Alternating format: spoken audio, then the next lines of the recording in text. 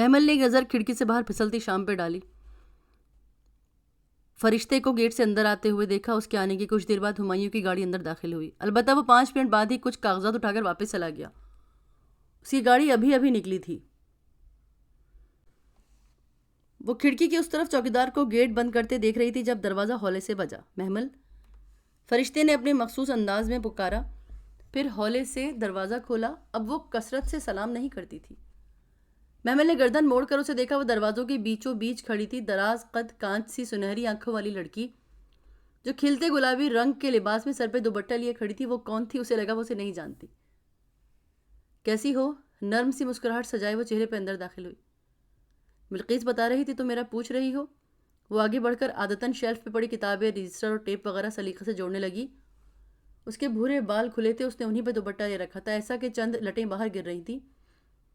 گلابی دوپٹے کے حالے میں اس کا چہرہ دمک رہا تھا. جی مجھے نہیں پتا کہ آپ کدھر ہیں. محمل نے بغیر اس کو دیکھا جو اس کے سامنے سر جھکائے کتابیں سیٹ کر رہی تھی. اسے ابھی بھی تیمور کی بات پر یقین نہیں تھا. فرشتے شاید ایسا نہیں کر سکتی. شاید کو تیمور کو سمجھنے میں غلطی ہو. میں ایک دوست کے ساتھ کچھ شاپنگ کرنی تھی وہاں گئی تھی. وہ بے حد رسانیت سے بتا کے اس نے رجسٹر ایک دوسرے کے اوپر رکھے تو اس نے نہ جھوٹ بولا اور نہ سچ بولا. آپ نے آگے کا کیا سوچا ہے فرشتے؟ میرے جانے کے بعد آپ کیا کریں گی؟ اب پلان کروں گی دیکھو کیا ہوتا ہے.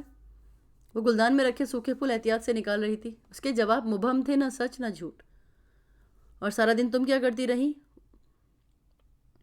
کچھ خاص نہیں. وہ دونوں خاموش ہو گئیں اپنی اپنی سوچوں میں. اس کے پاس حقیقت جاننے کا ایک ہی راستہ تھا اور اس نے استعمال کرنے کا ارادہ کیا.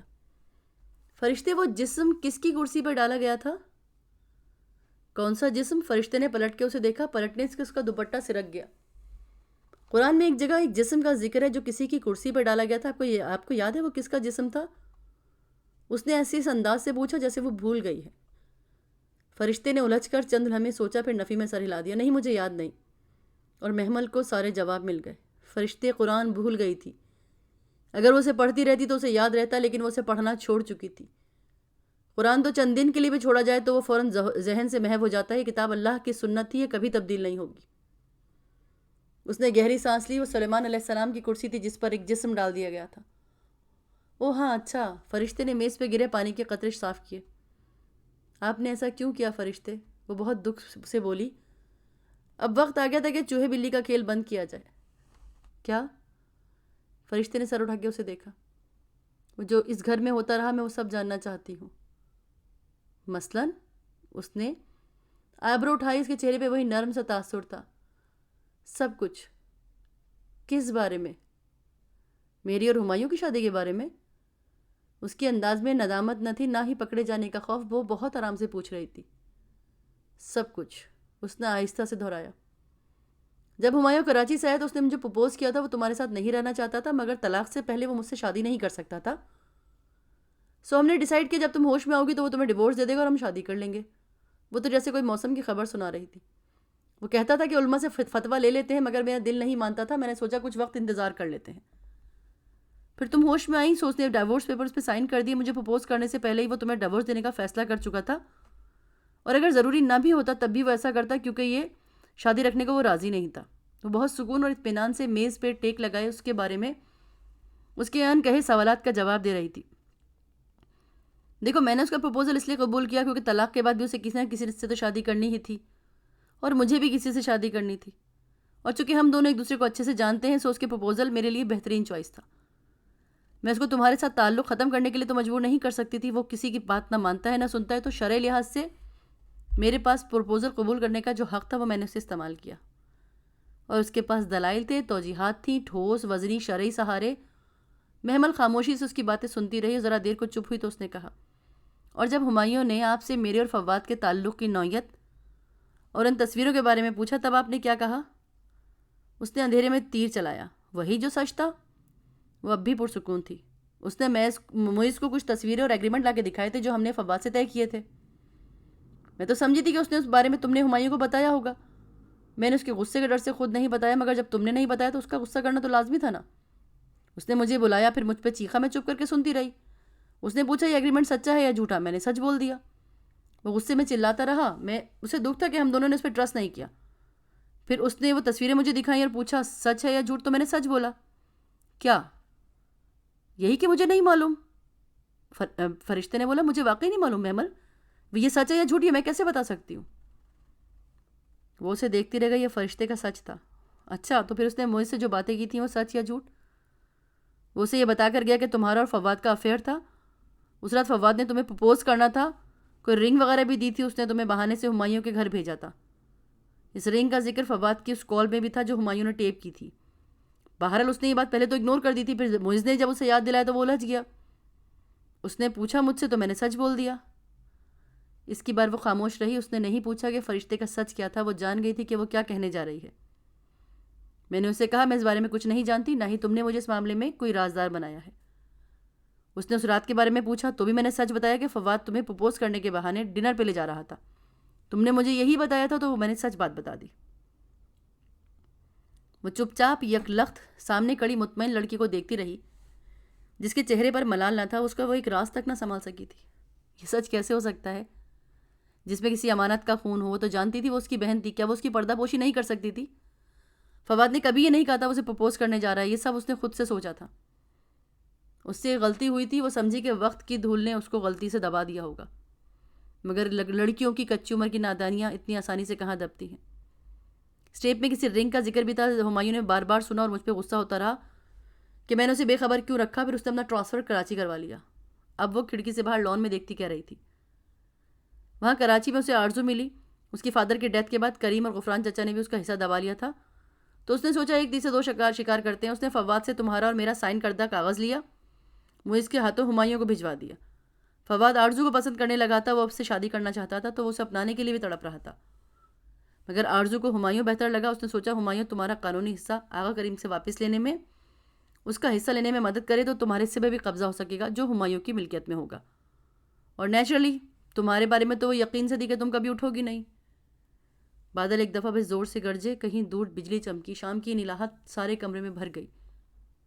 وہ ابھی تک خاموشی سے فرشتے کو سن رہی تھی. مگر ہمایوں کو فواد سے ضد ہو گئی تھی. صرف اس لیے نہیں کہ فواد آرزو کو پسند کرتا تھا.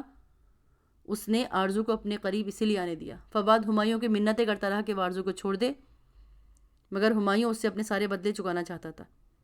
وہ کہتا تھا فواد نے اسے اس کی محبت کو چھینا ہے, وہ بھی اس کی محبت کو چھینے گا. وہ آرزو سے کبھی بھی شادی نہیں کر رہا تھا, مگر اس نے آرزو کو دھوکے میں رکھا اور ابھی مجھے ڈراپ کر کے وہ آرزو کے پاس گیا اس کو بتانے کہ وہ جیسے اس کو استعمال کر رہی تھی وہ بھی اس کو استعمال کر رہا تھا. وہ شدت پسند لڑکی ہے. دیکھو غصے میں کیا کر ڈالے, لیکن جو بھی ہو آج اسے آئینہ دکھا کر ہی واپس آئے گا. وہ کھڑکی کے بند شیشے پر کسی چڑیا نے زور سے چونچ ماری اور چکرا کے پیچھے گری. بادل وقفے سے گرج رہے تھے. شاید تم یہ سمجھو کہ میں نے تمہارے ساتھ برا کیا ہے یا مجھے ایسا نہیں کرنا چاہیے تھا, لیکن تم سمجھو کہ میں اور کیا کرتی. میں ہمایوں سے بہت محبت کرتی تھی اور کرتی ہوں, مگر جب مجھے لگا تم دونوں ایک دوسرے کو چاہتے ہو تو میں درمیان سے ہٹ گئی. پر اب وہ تمہیں نہیں چاہتا اور مجھے بھی کسی نہ کسی سے تو شادی کرنی ہے نا محمل. مجھے بتاؤ میں نے کیا غلط کیا؟ میرے دین نے مجھے پرپوزل سلیکٹ کرنے کا اختیار دیا تھا تو میں نے اسے استعمال کیا. تم کسی مفتی سے پوچھ لو, اگر کوئی شوہر اگر اپنی بیوی سے خوش نہ ہو اور عورت شوہر کی ضروریات پوری کرنے کے قابل نہ ہو تو شوہر دوسری شادی کر سکتا ہے. اس میں کوئی حق تلفی کی بات نہیں ہے, نہ ہی قطع رحمی کا عنصر ہے. یاد کرو سورہ نساء میں ہم نے کیا پڑھا تھا کہ اگر کوئی ایک حقوق ادا نہ کر سکے تو اپنے حقوق چھوڑ دے, الگ ہو جائے, کہ اللہ دونوں کے لیے وسعت پیدا کرے گا.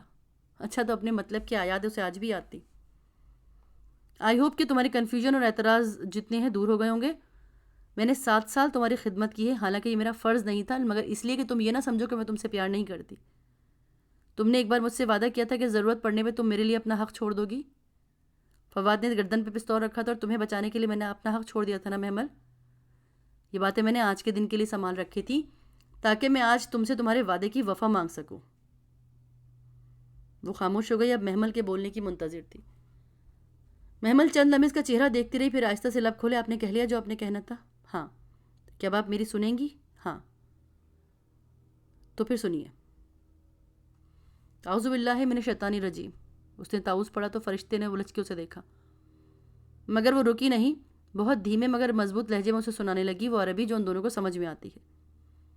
اور اسی طرح ہم کھول کھول کر آیات بیان کرتے ہیں کہ شاید وہ پلٹ آئیں, شاید وہ پلٹ آئیں. فرشتے کی لہجے میں آنکھوں میں الجھا سا تاثر ابھرا. محمل بنا پلک جھپکے اس کی آنکھوں میں دیکھتی پڑھتی چلی جا رہی تھی. ان لوگوں کو اس شخص کی خبر پڑھ کے سناؤ جس کو ہم نے اپنی آیات دی تھی. آیات اور پھر وہ ان سے نکل بھاگا تو ہم نے اس کے پیچھے شیطان لگا دیا، وہ گمراہوں میں سے ہو گیا۔ فرشتے کی بھوری آنکھوں میں بے چینی ابھری۔ محمل میری بات سنو، مگر وہ نہیں سن رہی تھی۔ پتلیوں کو حرکت دیے بنا نگاہیں اس پہ مرکوز کی کہتی جا رہی تھی، تو وہ گمراہوں میں سے ہو گیا۔ اس کی آواز بلند ہوتی جا رہی تھی، اور اگر ہم چاہتے تو انہی آیات کے ساتھ بلندی عطا کرتے، مگر وہ زمین کی طرف جھک گیا۔ محمل چپ ہو جاؤ، وہ زیر لب بڑبڑائی، مگر محمل کی آواز اونچی ہوتی جا رہی تھی۔ مگر وہ زمین کی طرف جھک گیا، اس نے اپنی خواہشات کی پیروی کی، تو اس کی مثال اس کتے جیسی ہے کہ اگر تم اس پر حملہ کرو تو وہ زبان نکالتا ہے، یا تم اس کو چھوڑ دو تو بھی وہ زبان نکالتا ہے۔ خاموش ہو جاؤ، خدا کے لیے خاموش ہو جاؤ۔ اس نے تڑپ کر محمل کے منہ پہ ہاتھ رکھنا چاہا۔ اس کا دوپٹہ کندھوں سے پھسل کے آ گیا، کھلے بال شانوں پہ آ گرے۔ محمل نے سختی سے اس کا ہاتھ جھٹکا اور اسی مکانکی انداز میں پڑھتی چلی جا رہی تھی، جسے اللہ ہدایت بخشے بس وہی ہدایت پانے والا ہے، اور جسے اللہ بھٹکا دے بس وہی لوگ خسارہ پانے والے ہیں۔ اس کے ہاتھ بے دم ہو کر اپنی گود میں آ گرے۔ وہ پھٹی پھٹی نگاہوں سے اسے دیکھتی رہی، گھٹنوں کے بل اس کے قدموں میں گر گئی۔ بے شک ہم نے جہنم کے لیے بہت سے جنوں میں سے اور بہت سے انسانوں میں سے پیدا کیے ہیں۔ ان کے لیے دل ہیں، وہ ان سے کچھ نہیں سمجھتے، ان کے لیے آنکھیں ہیں، وہ ان سے کچھ نہیں دیکھتے، ان کے لیے کان ہیں، وہ ان سے کچھ نہیں سنتے۔ یہی لوگ مویشیوں کی طرح ہیں، بلکہ یہ تو زیادہ بھٹکے ہوئے ہیں۔ یہی وہ لوگ ہیں جو غافل ہیں، جو غافل ہیں۔ وہ کسی معمول کی طرح بار بار وہی لفظ دہرا رہی تھی۔ فرشتے سفید چہرہ لیے بے دم سی بیٹھی تھی، اس کے لب ہولے ہولے کپ کپا رہے تھے۔ محمل نے آہستہ سے پلک جھپکی تو 2 آنسو ٹوٹ کر اس کی آنکھوں سے گرے۔ اور اسی طرح ہم کھول کھول کے اپنی آیات بیان کرتے ہیں، شاید کہ وہ پلٹ آئیں۔ اس نے ویل چیئر کے پہیوں کو دونوں طرف سے تھاما، رخ کھڑکی کی طرف موڑا، آہستہ آہستہ ویل چیئر کو کھڑکی کی طرف بڑھانے لگی۔ فرشتے پیچھے بیٹھی رہ گئی۔ محمل نے پلٹ کے نہیں دیکھا، وہ پلٹنا نہیں چاہتی تھی۔ اور اسی طرح ہم کھول کھول کے آیات بیان کرتے ہیں کہ شاید وہ پلٹ آئیں۔ فرشتے سے مزید کچھ نہیں سنا گیا۔ وہ تیزی سے اٹھی، منہ پہ ہاتھ رکھے بھاگتی ہوئی باہر نکل گئی۔ محمل اسی طرح نم آنکھوں سے باہر چمکتی بجلی کو دیکھتی رہی۔ وہ تب بھی کھڑکی کے سامنے بیٹھی تھی جب ہمایوں کی گاڑی اندر آئی، اور تب بھی جب رات ہر سو چھا گئی۔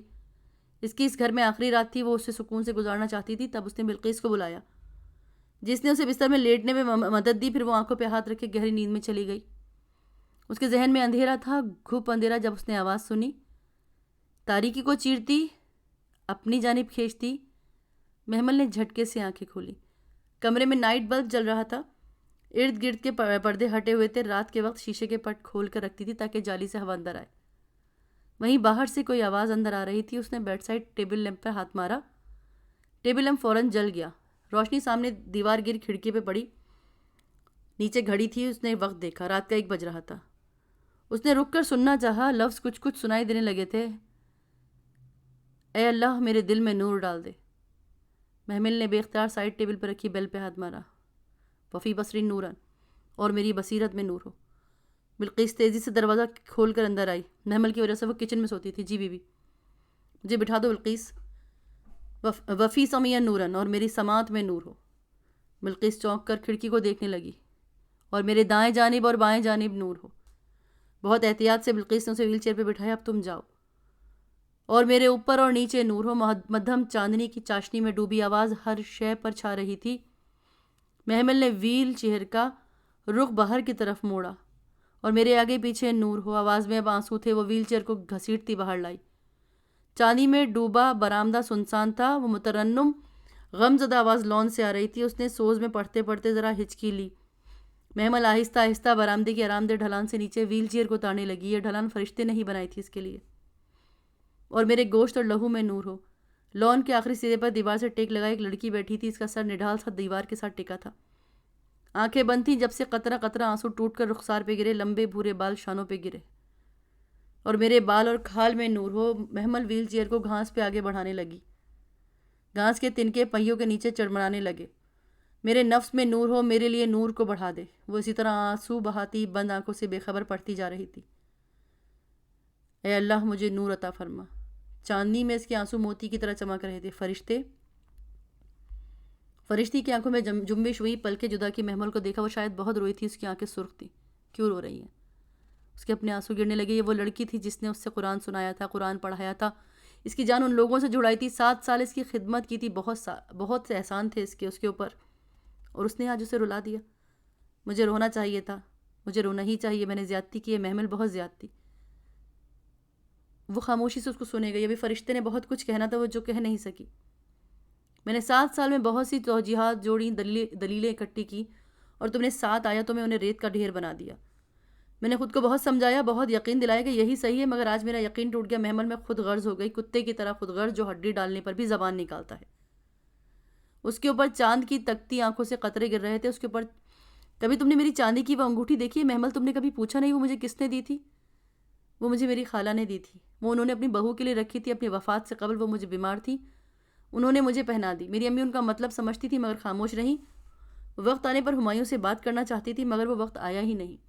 امی فوت ہو گئی تو میں چپ چاپ مسجد چلی گئی۔ میں برسوں انتظار کرتی رہی، ہمایوں تو کبھی اس انگوٹھی کے بارے میں پوچھے گا، مگر اس نے پوچھا ہی نہیں۔ میں نے صبر کر لیا مگر انتظار تو مجھے بھی تھا نا۔ میں نے بچپن سے اپنے نام کے ساتھ اس کا نام سنا تھا، مجھے اس پہ اپنا ہی حق لگتا تھا۔ جب اس روز ہمایوں نے مجھے کہا مجھے شادی کے بارے میں سوچنا چاہیے تو میں نے اس کو خالہ کی خواہش کے بارے میں بتانے کا سوچا۔ جب میں فیصلہ نہیں کر پائی تو دعائے نور پڑھنے لگی۔ پتہ ہے رسول اللہ صلی اللہ علیہ وآلہ وسلم اس دعا کا حصہ سجدے میں پڑھا کرتے تھے، اور یہ دعا قرآن سمجھنے میں مدد دیتی ہے۔ میں جب بھی فیصلہ نہیں کر پاتی اس دعا کو پڑھتی ہوں۔ اس رات میں پڑھ کے ہٹی ہی تھی کہ تم ہماری چھت پہ آئیں، پھر تم ہماری زندگی میں بھی آ گئی۔ میں نے آج تک تمہارے لیے جو کیا وہ اللہ کے لیے کیا، مجھے یاد بھی نہیں کہ میں نے کیا کیا کیا۔ جب میں نے ہمایوں کو تمہارے لیے مسکراتے دیکھا اور اس کے لیے تمہاری آنکھوں میں چمکتے دیکھا تو میں نے سوچا تمہیں آگاہ کر دوں۔ تمہیں یاد ہے جب تم ہاسپٹل میں ہمایوں کو دیکھنے آئی تھی تو میں تمہیں بتانے ہی والی تھی مگر تم نے نہیں سنا۔ تب میں نے فیصلہ کیا کہ میں ہٹ جاؤں گی، قربانی دے دوں گی۔ جب میرا جینا اور میرا مرنا، میری نماز، میری قربانی صرف اللہ کے لیے تھی۔ میں نے ہر چیز بہت خلوص دل کے ساتھ کی تھی، خود تمہاری شادی کروائی اور میں اپنے تئیں مطمئن تھی۔ لیکن جب تمہارا ایکسیڈنٹ ہوا اور میں پاکستان واپس آئی تو مجھے لگا شاید تم زندہ نہ رہ سکو اور واپس ہمایوں میرا نصیب ہو جائے۔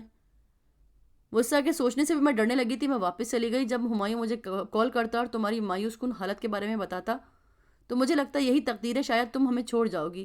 تب ہمایوں میرے پاس آئے گا۔ مجھے لگا میری قربانی قبول ہو گئی اور اس کا انعام مجھے دیا جانے والا ہے۔ مجھے بھول گیا کہ وہ قربانی تو اللہ کے لیے تھی اور اللہ کو پانے کے لیے تھی، دنیا کے لیے یا ہمایوں کے لیے تو نہیں تھی نا۔ مگر ہم تمہاری طرف سے اتنے مایوس ہو گئے کہ آہستہ آہستہ مجھے سب بھولتا چلا گیا۔ میں ہر نماز میں ہر روز تلاوت کے بعد ہمایوں کو خدا سے مانگنے لگی۔ میں آہستہ آہستہ زمین کی طرف جھکنے لگی تو میرے ساتھ شیطان لگ گیا۔ اس کی اٹھی لمبی گردن پر آنکھوں سے نکلتے آنسو پھسل رہے تھے۔ شاید وہ محمل کو دیکھنا نہیں چاہتی تھی۔ جب میں دوبارہ واپس آئی تو اپنی زمین کی طرف جھکی ہوئی آئی، اس امید پہ تمہاری خدمت کرنے لگی کہ شاید یہی دیکھ کر ہمایوں کا دل میری طرف کھنچ جائے۔ میری اس انتھک خدمت میں ریا شامل ہو گئی۔ مجھے اس وقت سے ڈر نہیں لگا جب میں حشر کے روز اپنے اعمال نامے پر ان بڑی بڑی نیکیوں پر کانٹا لگا ہوا دیکھوں گی کہ یہ تو ریا کے باعث ضائع ہو گئی، قبول ہی نہیں کی گئی۔ مجھے ڈر ہی نہیں لگا کہ میں ریا کاری کرتی رہی، مگر یقین کرو قرآن مجھ سے نہیں چھوٹا۔ میں تب بھی اسے روز پڑھتی تھی مگر میرا جینا مرنا، نماز اور قربانی سب ہمایوں کے لیے ہو گیا۔ یکدم بادل گرجے اور اگلے ہی لمحے بارش کے ٹپ ٹپ قطرے گرنے لگے، مگر وہ دونوں بے خبر بیٹھی تھی۔ ایک دن معیز چلا آیا، اسے آرزو نے بھیجا تھا۔ وہ ان گزرے سالوں میں کئی دفعہ ہمایوں سے رابطے کی کوشش کر چکی تھی مگر اس نے توجہ نہ دی تو اس نے معیز کو بھیجا۔ اس کے پاس تصویریں تھیں اور وہ کاغذ۔ ہمایوں نے مجھ سے پوچھا تو کاغذ کے بابت تو میں نے سچ بولا، مگر جب اس تصویریں میرے سامنے پھینکی تو میں خاموش ہو گئی۔ مجھے پتا تھا کہ وہ جعلی ہیں مگر ٹیکنیکلی میں جانتی نہیں تھی کہ وہ سچ ہے یا نہیں، نہ میرے پاس ثبوت تھا، مگر میرا دل بار بار کوئی آیت دہرا رہا تھا کہ کیوں نہیں تم نے کہا کہ یہ کھلم کھلا بہتان ہے۔ وہ آیت بھی ایک ایسی محترم ہستی کے نازل ہوئی جس پر بہتان لگایا گیا تھا۔ مومن بے خبر تھے، اللہ نے انہیں سرزنش کی، یہ جانتے ہوئے کہ وہ کردار کی کتنی سچی ہے۔ تم نے اس کی حمایت کیوں نہیں کی؟ میں ہمایوں کے سامنے سر جھکائے کھڑی تھی، وہ میرے اوپر چلا رہا تھا، کوئی میرے اندر بار بار کہہ رہا تھا کہ یہ بہتان ہے، کھلم کھلا۔ میں نے سر اٹھایا، ایک نظر ہمایوں کو دیکھا، وہ ہمایوں جس سے میں بہت محبت کرتی تھی، اور میں نے کہہ دیا میں اس بارے میں لا علم ہوں۔ تب میرے اندر باہر خاموشی چھا گئی، وہ آواز آنا بند ہو گئی۔ تب ہمایوں نے معلوم کہاں سے وہ ٹیپ نکلوائی اور مجھے سنوائی۔ اس میں کسی انگوٹھی کا تذکرہ تھا۔ میں نے اس کی بات کو دہرائی کہ کیا اس روز فواد تمہیں پرپوز کرنے کا جھانسا لے کے باہر گیا تھا؟ تب پھر میرے ایک اندر کسی نے کہا کہ اللہ خیانت کار کی چال کی رہنمائی نہیں کرتا، مگر وہ آواز اندر کمزور پڑ چکی تھی۔ مجھے امانت کے سارے سبق بھول گئے۔ میں نے اسے وہ بتایا جو تم نے مجھے بتایا۔ تب وہ بہت چیخا۔ اس نے کہا میں نے اپنی بہن کو بچانے کے لیے اس پہ تھوپ دیا۔ اس نے بہت مشکل سے دل بڑا کر کے اس بات کو نظر انداز کیا کہ تم کس طرح گھبرائی اس کے گھر لائی گئی تھیں، مگر یہ بات کہ فواد کا اور تمہارا کوئی افیئر تھا اس کے لیے ناقابل برداشت۔ میرے ایک فقرے نے ہر چیز پہ تصدیق کی مہر لگا دی، اور مجھ پہ وہ کبھی ایسے نہیں برسا جب اس رات برسا تھا۔ میں ساری رات روتی رہی، پتہ نہیں کہ اس بات کا غم زیادہ تھا، خیانت کا یا ہمایوں کے رویے کا۔ میں نے واپس جانے کا فیصلہ کیا، مگر ہمایوں نے اگلی صبح مجھ سے ایکسکیوز کیا۔ میں چپ چاپ سنتی رہی، تب آخری دفعہ میرے دل سے آواز آئی کہ تم اس کو بتا دو کہ تم نے جھوٹ بولا، مگر میں چپ رہی۔ میں خواہشات کی پیروی میں چلنا شروع ہو گئی اور میں بھٹک گئی۔ وہ کراچی چلا گیا اور میں کئی دن تک تمہیں ہاسپٹل دیکھنے نہیں جا سکی۔ جس دن میں نے خیانت کی اس دن سے آج کے دن تک 3.5 سال ہونے کو آئے ہیں، میں نے قرآن نہیں کھولا۔ ہاں، نمازیں میری آج بھی ویسے ہی لمبی ہیں، میں سجدوں میں گر کے ہمایوں کو اب بھی مانگتی ہوں، مگر قرآن پڑھنے کا مجھے وقت نہیں ملتا۔ بارش تڑا تڑ برس رہی تھی، فرشتے کے بھورے بال بھیگ چکے تھے، موٹی موٹی لٹیں چہرے کی طرف چپک گئی تھیں اور میں چاند کو دیکھ رہی تھی۔ وہ کراچی سے آیا تو بدل گیا تھا، پھر ایک روز اس نے مجھے پرپوز کیا، اچانک اور بالکل اچانک، اور مجھے لگا میری ساری قربانیاں مستجاب ہو گئی ہیں۔ پھر مڑ کر پیچھے دیکھنے کا موقع ہی نہیں ملا۔ وہ تم سے بہت بدظن ہو چکا تھا، مگر میں نے اسے مجبور کیا کہ وہ تمہارا علاج کروانا نہ چھوڑے۔ موسلادھار بارش میں بار بار بجلی چمکتی تو پل بھر میں سارا لان روشن ہو جاتا۔ فواد نے کئی دفعہ فون کر کے تمہارا پوچھنا چاہا، میں نے اسے کبھی تمہارا نہیں بتایا۔ بس اس کی بات سن کر کچھ کہے بغیر ہی فون بند کرتی تھی۔ وہ بہت بدل گیا ہے، مجھے لگتا ہے کہ اگر اسے سارے کھیل کا علم ہوا تو وہ ہمایوں کے پاس آ کے سب بتا دے گا۔ مشکل ہے تھا کہ ہمایوں اس کو یقین کرے، مگر اس ڈر سے میں نے اسے کبھی پتہ ہی نہیں لگنے دیا۔ مجھے ہمایوں نہیں چاہیے فرشتے، وہ روتے ہوئے بولی۔ مجھے اپنی بہن چاہیے، مجھے بھی ہمایوں نہیں چاہیے، مجھے بھی اپنی بہن ہی چاہیے۔ اس نے بھیگی آنکھوں کا رخ پہلی دفعہ محمل کے چہرے کی طرف دیکھا۔ محمل نے اس کے گھٹنوں پہ رکھے ہاتھ پکڑے، ان میں آج چاندی کی وہ انگوٹھی نہیں تھی۔ بارش زور سے ان دونوں پہ برس رہی تھی۔ میں نے فواد کو فون کیا ہے، وہ آنے والا ہوگا۔ وہ خاصا سمجھدار ہے، وہ ایسے ثبوت لائے گا کہ ہمایوں اس کو جھٹلا نہیں سکے گا۔ وہ بھی اگر ہمایوں کو سب بتا دے گا۔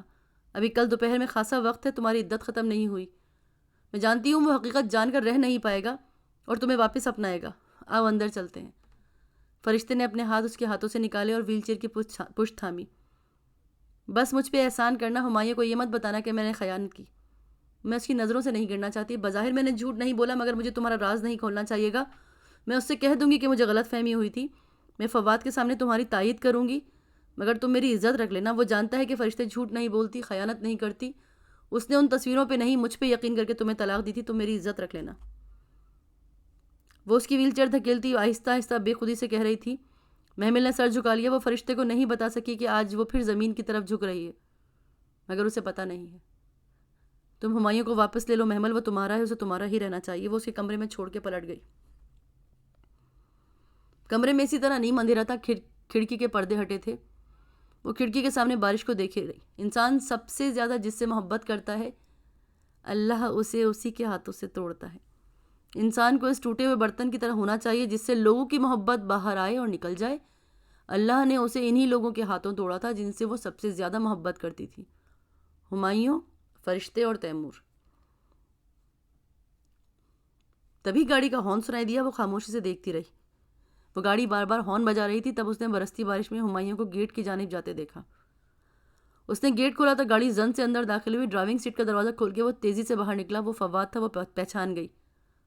وہ ویسے ہی تھا، بس آنکھوں پہ فریم لیس گلاسز تھے، بالوں کا کٹ ذرا زیادہ چھوٹا تھا۔ کیا ہمایوں اس کی بات سن لے گا؟ کبھی نہیں۔ تبھی فواد نے لپک کر فرنٹ سیٹ کا دروازہ کھولا، کسی کو بازو سے گھسیٹ کر باہر نکالا۔ محمل دھک سے رہ گئی۔ وہ موئز تھا، پتلا لمبا نوجوان۔ فواد اس کو پکڑ کے ہمایوں کے سامنے لایا جو قدرے چونکا کھڑا تھا۔ برستی بارش کا شور بہت تیز تھا اور ان کی باتوں کی آواز اسے سنائی نہیں دے رہی تھی۔ فواد زور زور سے کچھ کہہ رہا تھا۔ ہمایوں سینے پہ ہاتھ باندھے خاموشی سے سن رہا تھا۔ اس کی محمل کی طرف پشت تھی، وہ چہرے کے تاثرات نہیں دیکھ سکتا تھا۔ تب اس نے موئز کو ہاتھ جوڑتے دیکھا، اس کے چہرے پہ بارش کے قطرے تھے، شاید وہ رو رہا تھا۔ روتے روتے کچھ کہتے ہوئے ہمایوں سے معافی مانگ رہا تھا۔ تب اس نے فرشتے کو باہر آتے دیکھا، وہ بھی کچھ کہہ رہی تھی۔ محمل نے ہاتھ بڑھا کر پردہ برابر کیا، وہ اس منظر کو زیادہ دیکھنا نہیں چاہتی تھی۔ کتنی دیر بعد اس نے فرشتے کی آواز سنی، وہ فواد اور موئز کو لا رہی تھی۔ اس کے کمرے کا دروازہ کھلا، محمل کی اس طرف پشت تھی۔ محمل، فواد کی بھرائی ہوئی آواز آئی۔ موئز نے ہمایوں کو سب بتایا ہے۔ اگر مجھے پہلے پتا ہوتا تو محمل ہمیں معاف کر دو، ہم نے تمہارے ساتھ بڑی زیادتی کی ہے۔ آپا ہمیں معاف کر دو۔ وہ موئز تھا جو رو رہا تھا۔ اماں اور آرزو آپا نے مجھے یہ سب کرنے کہا تھا۔ آپا اماں بیمار ہیں، اب وہ پہلے جیسی نہیں ہیں، وہ سارا دن چیختی چلاتی ہیں۔ اور آپا ہمیں، وہ کوئی کہہ رہا تھا جیسے دھیمے سے اس کے اندر بولا، بس تم یتیم کے ساتھ سختی نہیں کرنا۔ آپا، آرزو آپا نے خودکشی کر لی ہے، آج ہمایوں بھائی نے ان کو ریجیکٹ کیا تھا، اماں سنبھل نہیں پا رہی ہیں، ہمیں بد دعا مت دینا آپا۔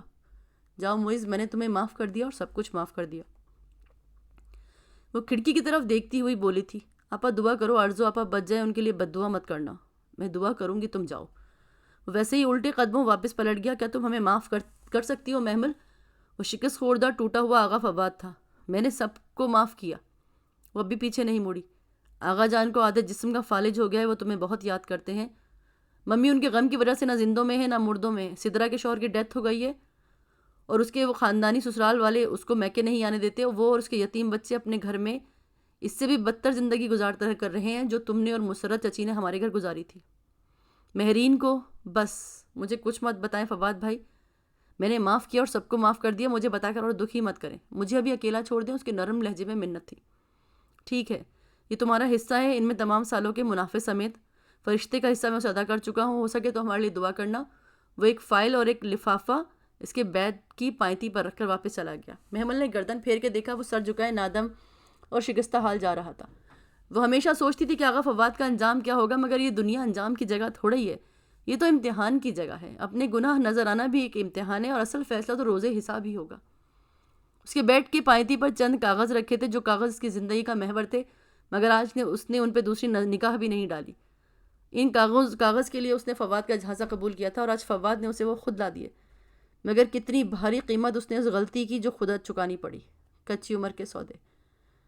بارش دھیمی ہو چکی تھی، کھڑکی کی جالیاں گیلی ہو چکی تھی، ان سے مٹی کی سوندھی خوشبو اندر آ رہی تھی۔ کافی لمحے بیت گئے تو اس نے چوکھٹ پہ آہٹ سنی، وہ آہستہ سے مڑی۔ ہمایوں تھکا ہرا سا دروازے میں کھڑا تھا۔ یہ وہ دروازہ تھا جو اس نے محمل کی موجودگی میں کبھی پار نہیں کیا۔ یہ وہ چوکھٹ تھی جس پہ کبھی سوالی بن کر نہیں آیا، مگر وہ آج آیا تھا۔ اس کے تھکے ٹوٹے قدم آہستہ آہستہ اندر داخل ہوئے۔ محمل، وہ پورے قد سے گھٹنوں کے بل اس کے قدموں میں آ گرا۔ مجھے معاف کر دو، مجھے معاف کرو، میں بہت دور چلا گیا تھا۔ اس نے تعصب سے ہمایوں کو دیکھا۔ پہلے بھی وہ سب اس سے اس کا چھین کے لے گئے تھے، مگر آج بھی وہی مانگ رہے تھے اور مانگنے آئے تھے۔ ہر ایک کو اپنے ضمیر کے بوجھ سے نجات چاہیے، محمل ابراہیم تو کہیں بھی نہیں تھی۔ میں نے صرف فرشتے کی بات پر، اور وہ آج کہہ رہی ہے تم سے صرف ایک مسئلہ پوچھا تھا، اس نے خود غلط نتیجہ اخذ کیا، میں نے صرف فرشتے کی وجہ سے۔ کیوں؟ کیا آپ نے پہلے زندگی کے سارے فیصلے فرشتے کے دماغ سے کیے تھے ایس پی صاحب؟ وہ سپاٹ لہجے میں بولی، آپ چھوٹے بچے نہیں تھے جو یہ نہیں جانتے کہ میرے رشتہ دار میرے کھلے دشمن ہیں؟ آپ ان پڑھ جاہل تھے جو یہ نہیں سمجھتے تھے کہ ایسی محمل ایسی ہے؟ یقین کرو میں ایک منٹ کے لیے بھی نہیں۔ اے ایس پی صاحب، میں نے کئی مہینے صرف آپ کی سنی، آج میری سنیں گے۔ آپ کہتے ہیں آپ نے فرشتے کے کہے پہ یقین کیا، آج میں آپ سے پوچھتی ہوں آپ نے فرشتے سے پوچھا ہی کیوں؟ آپ میری طرف سے اتنے بدگمان تھے ہی کیوں کہ آپ کو دوسروں سے پوچھنا پڑا؟ کیوں نہیں آپ نے تصاویر معز کے منہ پہ دے ماری؟ کیا آپ بہت قابل پولیس آفیسرز نہیں تھے؟ کیا آپ کو کھرا اور کھوٹا الگ کرنا نہیں آتا تھا؟ کیا آپ آرزو کی خصلت کو نہیں جانتے تھے؟ یہ شاید آپ کی دلچسپی ایک بیمار اور بے ہوش عورت میں ختم ہو گئی تھی۔ شاید آپ کو میری خدمت سے دور بھاگنے کا ایک موقع چاہیے تھا، آپ آزاد ہونا چاہتے تھے۔ اگر ایسا نہ ہوتا تو آپ مجھے صفائی کا تو موقع دیتے، ایک بار پوچھتے تو کہ کیا تم نے ایسا کیا ہے، مگر آپ خود بھی مجھ سے تھک گئے تھے۔ آپ نے ایک لمحے کے لیے بھی نہیں سوچا ہمایوں اگر آپ میری جگہ یوں بیمار ہوتے اور میں آپ کے ساتھ یہ کرتی تو آپ کی کیا حالت ہوتی؟ بولتے بولتے اس کا سانس پھول گیا۔ تبھی کھلے دروازے سے تیمور اندر آیا، شور سن کر وہ نیند سے جاگا تھا۔ وہ بھاگ کر اس کے پاس آیا اور اس کے گھٹنوں سے لپٹ گیا، مگر ہمایوں اور محمل اس کو نہیں دیکھ رہے تھے۔ محمل، مجھے معاف کرو، میں رجوع کرنا چاہتا ہوں، میرے ساتھ چلو۔ ہمایوں نے اس کا ہاتھ تھامنے کے لیے ہاتھ بڑھایا، مگر محمل پیچھے ہٹی۔ نہیں، اب میں ایسا نہیں چاہتی۔ ٹوٹے دھاگے کو دوبارہ جوڑا جائے تو اس میں گرہ رہ جاتی ہے، ہمارے درمیان گرہ رہ گئی ہے، اس دھاگے کو ٹوٹا رہنے دیجیے۔ محمل، معافی کے لیے جوڑے ہاتھ اس کے نیچے گر گئے۔ میں نے آپ کو معاف کر دیا ہمایوں، دل سے، مگر اب رجوع کرنا میرے بس کی بات نہیں۔ آپ فرشتے سے شادی کیجیے، اب دونوں ایک دوسرے کے لیے بنے ہیں۔ درمیان میں بے وجہ آ گئی تھی، مگر محمل دیکھیے مجھے کسی سہارے کی ضرورت نہیں ہے ہمایوں، میرا بیٹا میرے پاس ہے، فواد نے مجھے میرا حصہ بھی دے دیا ہے، میں لوگوں کی بھی محتاج نہیں رہی۔ آپ فرشتے سے شادی کیجیے، وہ آپ کا انتظار کر رہی ہے۔ اس نے دروازے کی طرف اشارہ کیا۔ ہمایوں نے گردن موڑ کے دیکھا، فرشتے وہاں کھڑی رو رہی تھی۔ ہمایوں کو گردن موڑتے دیکھ کر وہ منہ پہ ہاتھ رکھ کے باہر کو بھاگی۔ اب اس کا اور امتحان مت لیں، اس سے شادی کیجیے، میں تیمور ایک دوسرے کو بہت ہیں، ہمارا تیسرا ہمارا اللہ ہے، آپ ہمیں جانے دیں، اب ہمارا ساتھ ناممکن ہے۔ وہ بھیگی آنکھوں سے اسے دیکھتا رہا۔ میں نے تمہاری قدر نہیں کی۔ وہ نفی میں سر ہلاتے ہوئے اٹھا، شکستہ قدموں سے باہر کی جانب بڑھ گیا۔ دروازہ بند کر کے جائیے گا۔ اس کے الواز پہ وہ رکا مگر پلٹا نہیں، اب وہ پلٹنے کی ہمت نہیں کر پا رہا تھا۔ وہ آہستہ سے باہر نکلا، کمرے کا دروازہ بند کیا۔ وہ محمل کی زندگی سے جا چکا تھا۔ فرشتے کہتی ہے اس نے سنا نہیں جب برسوں پہلے وہ اس ہاسپٹل میں کچھ بتانا چاہتی تھی۔ حالانکہ وہ منظر تو اسے آج بھی یاد ہے، وہ جو نرس کے پکارنے پہ اٹھی۔ وہ ہمیشہ سے جانتی تھی کہ فرشتے ہمایوں کو پسند کرتی ہے، مگر جب فرشتے نے خود اسے یقین دلایا تو وہ بھی بظاہر مطمئن ہونے لگی کہ فرشتے سے جذبات کیوں رکھے گی، مگر وہ اندر سے ہمیشہ سے جانتی ہے۔ اگر آرزو کو درمیان میں نہ دیکھا ہوتا تو وہ کبھی اس غلط فہمی کا شکار نہیں ہوتی کہ ہمایوں کس سے شادی کر رہا ہے۔ ہاں، وہ جانتی تھی کہ فرشتے کیوں ان کی شادی کے بعد باہر گئی، وہ سب جانتی تھی، یہ بھی کہ وہ معذور ہو گئی ہے اور بے کشش عورت بنی ہے۔ ہمایوں نادم ہو کر پلٹا تو ہے، مگر تھا تو مرد ہی، کب تک اس سے بندھا رہتا؟ جو کانوں کا اتنا کچا تھا کہ ایک فون کال میں اس انگوٹھی کا ذکر اس کی سمجھ میں آیا اور اسے فواد بھائی کی تکرار میں بھائی کا لفظ سمجھ میں نہیں آیا، وہ کب تک اس کا رہتا؟ ایک نہ ایک دن کسی دوسری عورت کی طرف چلا جاتا، تب بھی وہ اکیلی رہ جاتی، مگر تب شاید وہ برداشت نہ کر پاتی۔ اس میں بار بار ٹوٹنے کا حوصلہ نہیں تھا، سو اس نے ٹوٹا ہوا برتن بننے کا فیصلہ کیا۔ فرشتے نے اعتراف تو کیا تھا مگر معافی نہیں مانگی تھی، ہمایوں نے معافی مانگی تھی مگر اعتراف نہیں کیا تھا۔ وہ دونوں سمجھتے تھے کہ وہ بری ذمہ ہو گئے۔ خیر، تیمور، اس نے گود میں سر رکھے بالوں کو سہلایا۔ وہ کچی نیند میں تھا۔ تم نے ایک بار مجھ سے پوچھا تھا نا کہ میں حضرت یوسف علیہ السلام کے ذکر پہ اداس کیوں ہو جاتی ہوں، ہے نا؟ جی ماما، وہ نیم غنودگی میں بولا۔ پتہ ہے میں کیوں اداس ہوتی ہوں؟ کیونکہ وہ بہت صبر کرنے والے تھے اور اپنے والد کے بہت پیارے تھے۔ اسے بولتے ہوئے کچھ اور بھی یاد آ رہا تھا، مگر ان کو ان کے اپنے بھائیوں نے ایک اندھے کنویں میں ڈال دیا۔ ان کی آنکھوں کے سامنے کچھ مناظر تیز چل رہے تھے، پھر ان کو درہم کے عوض بیچا گیا، ان پہ بہتان لگایا گیا، ان کو برسوں قید میں رکھا۔ پھر ایک دن آیا جب وہ اسی مصر کے فائنانس منسٹر بنے جس میں کبھی ان کو بیچا گیا تھا۔ ان کو اپنا بچھڑا ہوا بھائی بھی مل گیا، اور وہ جنہوں نے ان پہ تہمتیں لگائی تھیں اور وہ جنہوں نے ان کو ان کے گھر سے بے دخل کیا تھا، وہ ان کے پاس معافی مانگنے آئے، مگر اس ہستی نے کچھ جتایا نہیں، کچھ گنوایا نہیں، سب کو معاف کیا۔ میں اس لیے اداس ہوں تیمور کہ میں صبر کے اس مقام تک نہیں پہنچ سکتی، کیا تم سن رہے ہو؟ اس نے چند لمحے اس کے جواب کا انتظار کیا، جھک کر اس کے بالوں کو چوما، اور تیمور گہری نیند سو چکا تھا۔ ٹی وی لاؤنج کی مرکزی دیوار پر بڑی سی پلازما اسکرین لگی تھی اور خوبصورت منظر پوری آب و تاب سے چمک رہا تھا۔ روشنیوں سے منور ایک بڑا سا ہال، ہزاروں لوگوں کا مجمع، اسٹیج پہ بیٹھی نامور دینی شخصیات اور ریسٹ روم پر کھڑا وہ شخص جو لیکچر دے رہا تھا۔ ٹی وی کے سامنے صوفے پہ بیٹھے ہمایوں داؤد نے ریموٹ اٹھا کر اونچی آواز کی، والیوم کے بڑھتے نقطے اسکرین پہ موجود شخص کے کوٹ پہ نمودار ہوئے۔ ہمایوں نے ریموٹ رکھا، وہ بلا پلک جھپکے ساکت بیٹھا اسکرین کو دیکھ رہا تھا۔ یہ فیصلہ آج نہیں ہوا بلکہ 20ویں صدی کے اوائل میں ہی ہو گیا تھا کہ قرآن صرف عربی کا قرآن ہے، اس کے تراجم قرآن نہیں مانے جاتے۔ وہ شخص روشن چہرے والا اپنی خوبصورت انگریزی لہب و لہجے میں کہہ رہا تھا۔ وہ 3 پیس میں سوٹ میں تھا، چہرے پہ نفاست سے تراشیدہ داڑھی تھی، سر پہ جالی دار ٹوپی، اس کی آنکھیں بہت خوبصورت تھی، کانچ سی بھوری چمکتی ہوئی۔ مسکراہٹ بہت دل فریب کچھ تھا اس کی محصور کن شخصیت میں کہ ہزاروں لوگوں سے بھرے ہال میں سناٹا تھا، سب سانس رو کے اس کی بات سن رہے تھے۔ آج کے دور کا مسلم جب قرآن کھولتا ہے تو وہ کہتا ہے میں اس میں سے انداز کلام ویسا نظر نہیں آ رہا جس کے قصے وہ بچپن سے سن رہا ہے۔ وہ انداز کلام جسے سنتے ہی عرب کے لوگ لاجواب ہوتے تھے، سجدے میں گر جاتے تھے، فوراً ایمان لے آتے تھے۔ آخر کیا وجہ ہے اس قرآن کا لاکھ انکار کرنے کے باوجود ابو جہل بن حشام جیسے لوگ بھی چھپ چھپ کر اسے سنتے تھے؟ اور کیا وجہ ہے کہ ہمیں اس میں وہ بات نظر نہیں آتی جو ان عربوں کو نظر آتی تھی؟ ہمیں کیوں صرف قصوں کا مجموعہ لگتا ہے جن کے درمیان میں چند نصیحتیں ہیں، نماز روزے کے احکام ہیں؟ ہمایوں نے ریموٹ اٹھا کر دوبارہ اونچی آواز کی، پھر مسترب انداز میں واپس رکھ دیا۔ کیا آپ نے ڈاکٹر مورس بقائی کا واقعہ سنا ہے؟ اس نے لمحے بھر کو توقف کیا، ہال پہ نگاہ دوڑائی، سب دم سادے اسی کو سن رہے تھے۔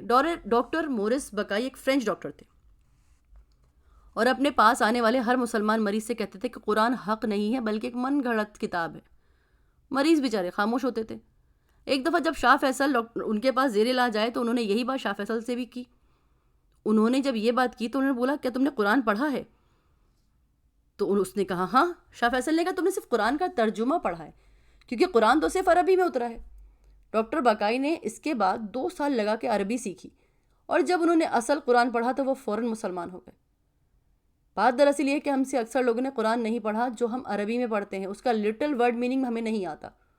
جو ہم اردو میں پڑھتے ہیں وہ اللہ نے نہیں بتایا، کسی حد تک یہ تراجم ہیں جو ترجمہ کرتے ہیں۔ تو اگر کوئی قرآن کا اصل جاننا چاہتا ہے تو اسے چاہیے کہ عربی کا قرآن پڑھے۔ ہمایوں کے صوفے کے پیچھے سے کب سے آہستہ فرشتے کھڑی ہوئی، وہ بنا پلک جھپکے اسکرین کو دیکھ رہی تھی۔ اب اس کے 2 طریقے ہیں، یا تو آپ پوری عربی سیکھیں یا صرف قرآن کی عربی سیکھیں؟ اب صرف قرآن کی عربی سیکھ کر بھی آپ درست طور پہ اصل قرآن سمجھ سکتے ہیں؟ Any question? اس نے رک کر ہال پہ نظر دوڑائی. اسٹیج کے سامنے ایک قریب لڑکی کھڑی تھی، پاکستانی. فوراً اٹھی، مائک تھاما. السلام علیکم ڈاکٹر تیمور. وعلیکم السلام. وہ سر کے خفیف اشارے سے جواب دیتے ہوئے متوجہ ہوا. سر آپ کی بات سن کر یہ مجھے بہت مشکل لگ رہا ہے. عربی بہت مشکل زبان ہے اور پیچیدہ بھی ہے، اور یہ ہماری مادری زبان بھی نہیں ہے. ایک عام آدمی اسے کیسے سیکھ سکتا ہے؟ وہ ذرا سا چہرہ مائک کے قریب لا کے مسکرایا. بالکل جیسے ہمارے ملک کے عام آدمی نے دنیا کو علوم حاصل کرنے کے لیے انگریزی سیکھی ہے. وہ بھی ہماری زبان نہیں ہے مگر ہم سب کو آتی ہے. تو کیا نہیں آتی؟ اور عربی سیکھنا تو اس لیے زیادہ آسان ہے کہ یہ اردو سے قریب ہے. لڑکی نے لاجواب ہو کر گہری سانس بھری. پورے ہال میں ایک تبسم سا بکھر گیا. میرا ایک کوشچن ہے سر. ایک 9 عمر سا لمبا لڑکا مائک پہ آیا. میں نے آپ کے پچھلے لیکچر سے متاثر ہو کر قرآن سیکھنا شروع کیا تھا، لیکن اب قرآن پڑھتے ہوئے مجھ پہ پہلی والی کیفیت طاری نہیں ہوتی، دل میں گداز نہیں آتا. میں قرآن پڑھتا ہوں تو میرا ذہن بھٹکتا ہے. تیمور نے مائک قریب کیا، بغور اس کو دیکھتے ہوئے پوچھا، آپ کہیں جھوٹ تو نہیں بولتے؟ جی دیکھیے، ایک بات یاد رکھیے گا، قرآن صرف صادق اور امین کے دل میں اترتا ہے. میں نے اس کتاب کے بڑے بڑے علماء کو دیکھا ہے جو امانت کی راہ سے ذرا پھسلے اور پھر قرآن کی حلاوت ان سے چھین لی گئی. اور قرآن میں ہے کہ کبھی وہ اس کو ہاتھ نہ لگا سکے گا، وہ اس کتاب کو کبھی ہاتھ نہ لگا سکے گا. بات کرتے ہوئے تیمور ہمایوں کی کانچ سی بھوری آنکھوں میں کرب اترا. اس نے صوفے کی پشت پہ ہاتھ رکھا. اس کے پیچھے دیوار میں ایک شیلف تھا، ایک طرف میز تھی، میز پہ تازہ تہہ کی ہوئی کتابوں کا ڈھیر تھا. فرشتے ساکت کھڑی ہوئی، جائے نماز ابھی تھی وہیں. ساتھ شیلف کے اوپر خانوں میں احتیاط سے غلاف میں لپٹی ایک کتاب تھی جس کا غلاف بہت خوبصورت تھا. سرخ ویلوٹ کے اوپر سلور ستارے، مگر گزرتے وقت غلاف کے اوپر گرد کی ایک تہہ سی جمی ہوئی تھی. وہ شیلف اتنا اونچا تھا کہ فرشتے اسٹول پہ چڑھے بغیر ہاتھ سے اتار نہیں سکتی تھی. تو جس شخص میں صداقت اور امانت ہوتی ہے وہ واقعی قرآن حاصل کرنا چاہتا ہے تو قرآن اس کو دے دیا جاتا ہے. اسکرین پر وہ روشن چہرے والا شخص کہہ رہا تھا. حضرت محمد مصطفیٰ صلی اللہ علیہ وسلم کے زمانے عرب معاشرے کے بارے میں عموماً یہ تاثر رکھتے ہیں کہ وہ بہت جاہل اور گنوار لوگ تھے اور بیٹوں کو زندہ رہ جانے والے وحشی تھے، زندہ دبا دینے والے. مگر ان لوگوں میں بہت سی خوبیاں تھیں. وہ مہمان نواز تھے، عہد کی پاسداری کرتے تھے. جہاں تک بیٹیوں کو زندہ درگور کرنے کا حق تعلق ہے تو یہ کام عرب کے کچھ غریب قبائل کرتے تھے، اور اس وقت بھی انسانی حقوق کی تنظیمیں موجود تھیں جو فدیہ دے کر ان بچیوں کو چھڑاتے تھے. رہی بات صداقت کی، تو عرب معاشرے میں جھوٹ بولنا نہایت قبیح عمل سمجھا جاتا تھا اور لوگ اس شخص پہ حیران ہوتے تھے جو جھوٹ بولتا تھا. اسی لیے ان لوگوں کو قرآن دے دیا گیا اور اسی لیے ہم لوگ اس کی سمجھ سے محروم کر دیے گئے ہیں، کیونکہ نہ تو ہم سچ بولتے ہیں، نہ ہی امانت کا خیال رکھتے ہیں، بھلے وہ کسی ذمہ دار کی ہی امانت کیوں نہ ہو، کسی کی عزت ہو یا کسی کے راز کی. محمل مسکرا کر ٹی وی اسکرین کو دیکھ رہی تھی.